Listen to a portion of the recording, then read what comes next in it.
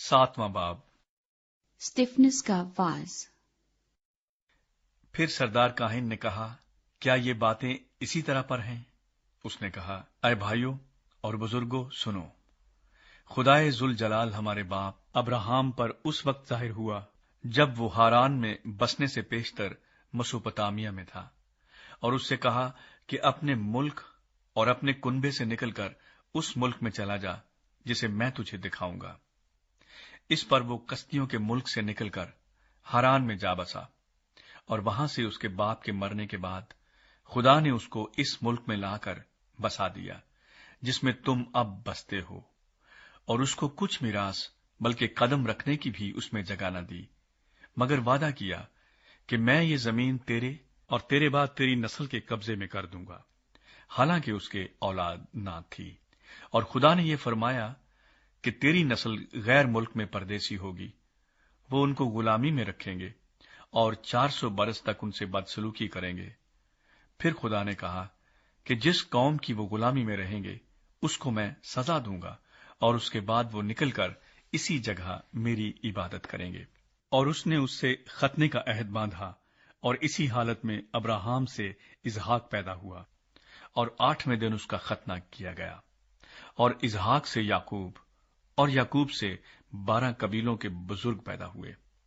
और बुजुर्गों ने हसद में आकर यूसुफ को बेचा कि मिस्र में पहुंच जाए, मगर खुदा उसके साथ था, और उसकी सब मुसीबतों से उसने उसको छुड़ाया, और मिस्र के बादशाह फिरौन के नजदीक उसको मकबूलियत और हिकमत बख्शी, और उसने उसे मिस्र और अपने सारे घर का सरदार कर दिया। फिर मिस्र के सारे मुल्क और कनान में काल पड़ा, और बड़ी मुसीबत आई, और हमारे बाप दादा को खाना ना मिलता था। लेकिन याकूब ने यह सुनकर कि मिस्र में अनाज है, हमारे बाप दादा को पहली बार भेजा, और दूसरी बार यूसुफ अपने भाइयों पर जाहिर हो गया, और यूसुफ की कौमियत फिरौन को मालूम हो गई। फिर यूसुफ ने अपने बाप याकूब और सारे कुनबे को, जो 75 जाने थी, बुला भेजा, और याकूब मिस्र में गया। वहां वो और हमारे बाप दादा मर गए, और वो शहर सिकम में पहुंचाए गए, और उस मकबरे में दफन किए गए जिसको अब्राहम ने सिकम में रुपया देकर बनी हमूर से मूल लिया था। लेकिन जब उस वादे की मियाद पूरी होने को थी जो खुदा ने अब्राहम से फरमाया था, तो मिस्र में वो उम्मत बढ़ गई, और उनका शुमार ज्यादा होता गया, उस वक्त तक कि दूसरा बादशाह मिस्र पर हुक्मरान हुआ, जो यूसुफ को न जानता था। उसने हमारी कौम से चालाकी करके हमारे बाप दादा के साथ यहां तक बदसलूकी की कि उन्हें अपने बच्चे फेंकने पड़े ताकि जिंदा रहें। इस मौके पर मूसा पैदा हुआ, जो निहायत खूबसूरत था। वो 3 महीने तक अपने बाप के घर में पाला गया, मगर जब फेंक दिया गया तो फिरौन की बेटी ने उसे उठा लिया और अपना बेटा करके पाला। और मूसा ने मिस्रियों के तमाम अलूम की तालीम पाई, और वो कलाम और काम में कुव्वत वाला था। और जब वो करीबन 40 बरस का हुआ तो उसके जी में आया कि मैं अपने भाइयों बनी इसराइल का हाल देखूं। चुनाचे उनमें से एक को जुल्म उठाते देखकर उसकी हमायत की, और मिस्री को मारकर मजलूम का बदला लिया। उसने तो ख्याल किया कि मेरे भाई समझ लेंगे कि खुदा मेरे हाथों उन्हें छुटकारा देगा, मगर वो ना समझे। फिर दूसरे दिन वो उनमें से 2 लड़ते हुओं के पास आ निकला, और ये कहकर उन्हें सुलह करने की तरगीब दी कि अय जवानों, तुम तो भाई भाई हो, क्यों एक दूसरे पर जुल्म करते हो? लेकिन जो अपने पड़ोसी पर जुल्म कर रहा था, उसने ये कहकर उसे हटा दिया कि तुझे किसने हम पर हाकिम और काजी मुकर्रर किया? क्या तू मुझे भी कत्ल करना चाहता है, जिस तरह कल उस मिस्री को कत्ल किया था?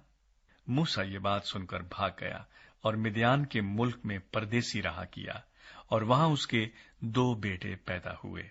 और जब पूरे 40 बरस हो गए तो कोहे सीना के बियाबान में जलती हुई झाड़ी के शोले में उसको एक फरिश्ता दिखाई दिया। जब मूसा ने उस पर नजर की तो उस नजारे से ताज्जुब किया, और जब देखने को नजदीक गया तो खुदावंद की आवाज आई कि मैं तेरे बाप दादा का खुदा, यानी अब्राहम और इसहाक और याकूब का खुदा हूं। तब तो मूसा कांप गया और उसको देखने की जुर्रत न रही।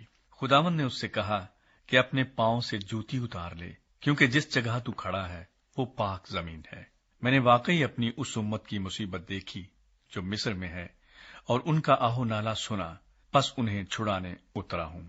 اب آ، میں تجھے مصر میں بھیجوں گا۔ جس موسیٰ کا انہوں نے یہ کہہ کر انکار کیا تھا کہ تجھے کس نے حاکم اور قاضی مقرر کیا، اسی کو خدا نے حاکم اور چھڑانے والا ٹھہرا کر اس فرشتے کے ذریعے سے بھیجا جو اسے جھاڑی میں نظر آیا تھا۔ یہی شخص انہیں نکال لایا اور مصر اور بحر قلزم اور بیابان میں 40 برس تک عجیب کام اور نشان دکھائے۔ یہ وہی موسیٰ ہے جس نے بنی اسرائیل سے کہا کہ خدا تمہارے بھائیوں میں سے تمہارے لیے مجھ سا ایک نبی پیدا کرے گا۔ یہ وہی ہے جو بیابان کی کلیسیا میں اس فرشتے کے ساتھ جو کوہ سینا پر اس سے ہم کلام ہوا اور ہمارے باپ دادا کے ساتھ تھا، اسی کو زندہ کلام ملا کہ ہم تک پہنچا دے۔ مگر ہمارے باپ دادا نے اس کے فرما بردار ہونا نہ چاہا، بلکہ اس کو ہٹا دیا، اور ان کے دل مصر کی طرف مائل ہوئے۔ اور انہوں نے ہارون سے کہا کہ ہمارے لیے ایسے معبود بنا جو ہمارے آگے آگے چلیں، کیونکہ یہ موسیٰ جو ہمیں ملک مصر سے نکال لایا، ہم نہیں جانتے کہ وہ کیا ہوا۔ اور ان دنوں میں انہوں نے ایک بچڑا بنایا اور اس بت کو قربانی چڑھائی اور اپنے ہاتھوں کے کاموں کی خوشی منائی۔ پس خدا نے منہ موڑ کر انہیں چھوڑ دیا کہ آسمانی فوج کو پوجیں۔ چنانچہ نبیوں کی کتاب میں لکھا ہے کہ اے اسرائیل کے گھرانے، کیا تم نے بیابان میں 40 برس مجھ کو ذبیحے اور قربانیاں گزرانی؟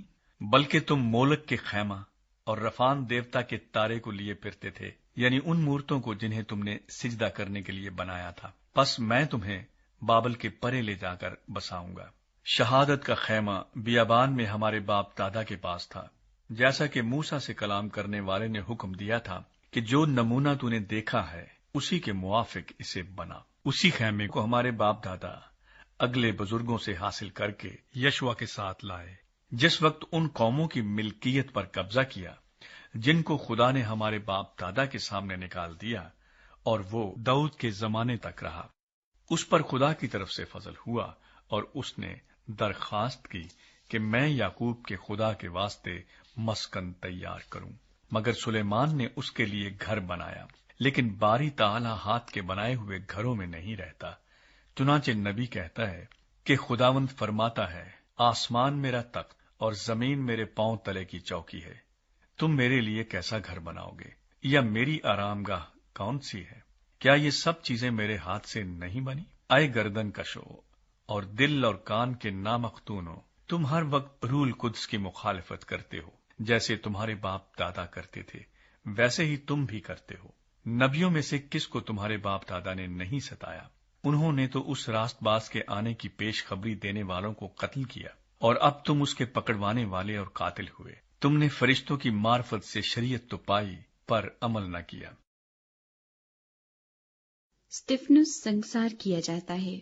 جب انہوں نے یہ باتیں سنی تو جی میں جل گئے اور اس پر دانت پیسنے لگے، مگر اس نے روح القدس سے معمور ہو کر آسمان کی طرف غور سے نظر کی، اور خدا کا جلال اور یسوع کو خدا کی دہنی طرف کھڑا دیکھ کر کہا کہ دیکھو، میں آسمان کو کھلا اور ابن آدم کو خدا کی داہنی طرف کھڑا دیکھتا ہوں۔ مگر انہوں نے بڑے زور سے چلا کر اپنے کان بند کر لیے اور ایک دل ہو کر اس پر جھپٹے، اور شہر سے باہر نکال کر اس کو سنسار کرنے لگے۔ اور گواہوں نے اپنے کپڑے سول نام ایک جوان کے پاؤں کے پاس رکھ دیے۔ پس یہ اسٹیفنس کو سنسار کرتے رہے، اور وہ یہ کہہ کر دعا کرتا رہا کہ اے خداوند یسوع، میری روح کو قبول کر۔ پھر اس نے گھٹنے ٹیک کر بڑی آواز سے پکارا کہ اے خداوند، یہ گناہ ان کے ذمے نہ لگا، اور یہ کہہ کر سو گیا۔